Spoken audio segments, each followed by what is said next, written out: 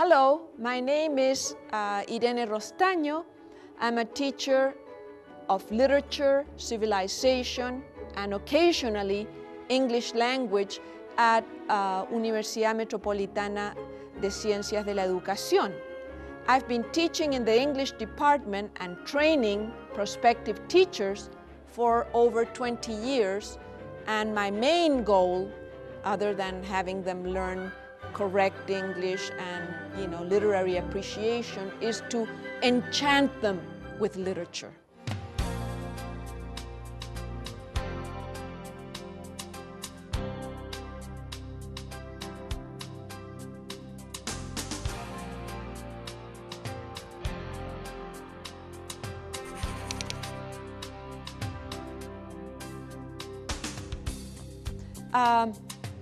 I will begin my class today, which is about the uses of literature in the EFL classroom. How we can use this fantastic resource in enriching and making our learners improve their English and love English speaking culture, etc.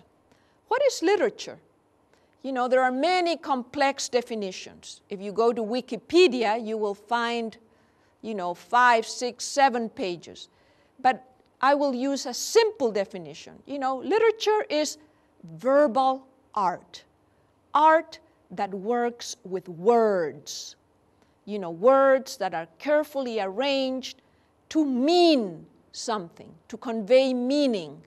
It can be love, it can be envy, it can be death, it can be enjoyment, multiple meanings.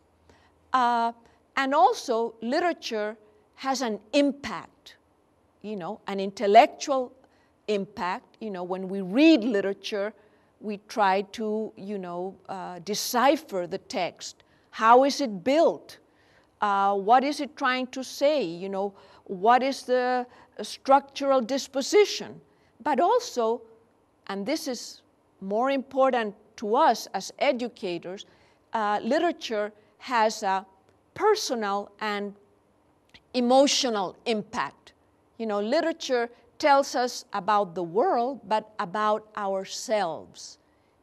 Our dreams, our fantasies, our aspirations, our fears, etc. So, literature is really a tool not only to learn English, but to learn about life, if that's possible. What are the uses of literature in the EFL classroom? Again, there has been a lot of debate concerning the use of literature in the EFL classroom. Some teachers say literature is useless in the EFL classroom because it's too difficult, the structures are sometimes unusual, and they may intimidate learners.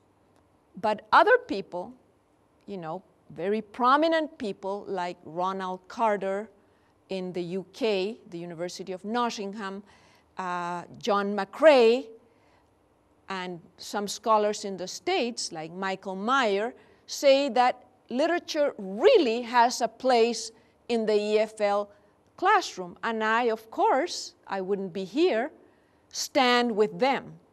And I think, in my experience, I have discovered that literature has tremendous potential.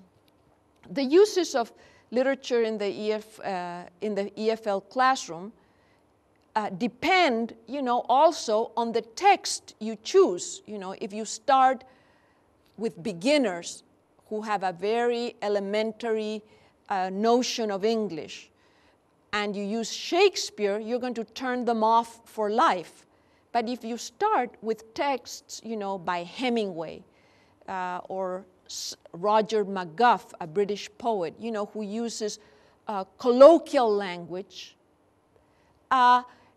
you will not turn language, or you will not make language a barrier between the text and the student. Literature, if somebody asks you, why should I use literature?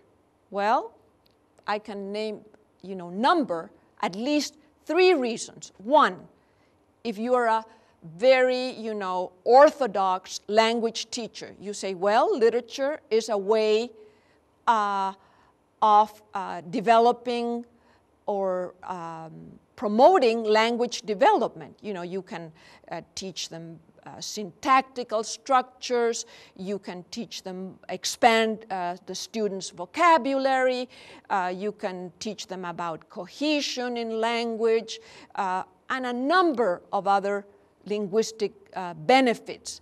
If you want to use, for example, you can read aloud, and then, if you're a specialist in pronunciation, you can use literature to develop, pronunciation skills.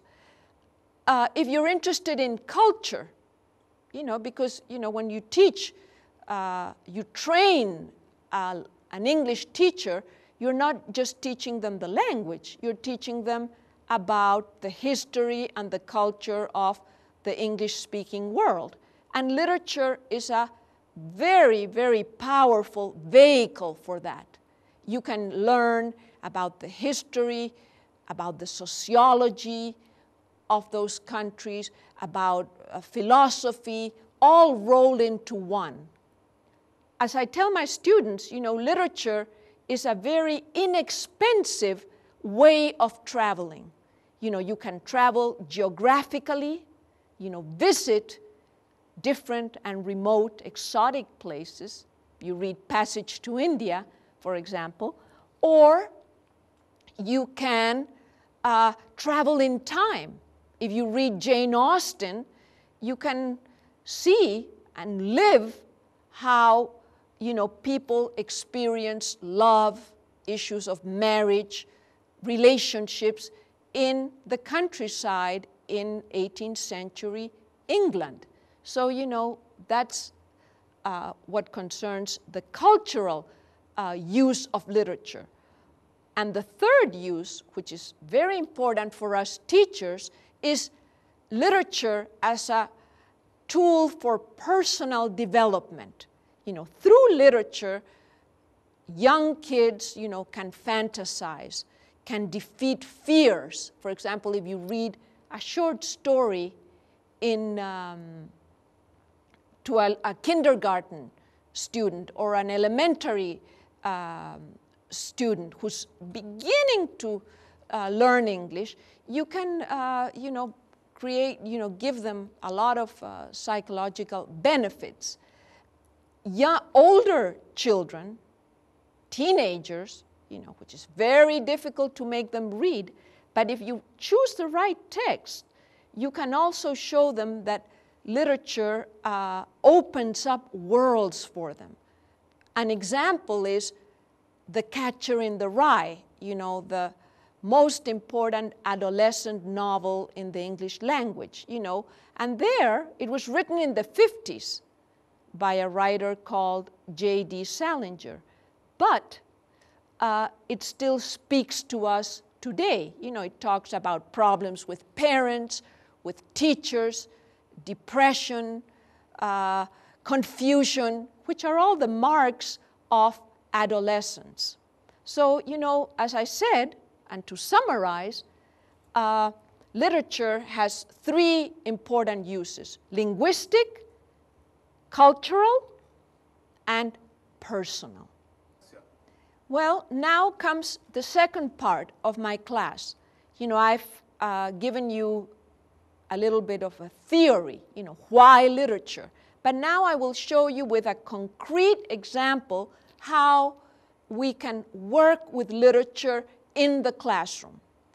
I have chosen a short poem by an American poet, Robert Frost, who, was born in California, but then lived in Britain and in New England and spent a long time, the rest of his life, in New England, in the northeast of the United States, and wrote poetry that is very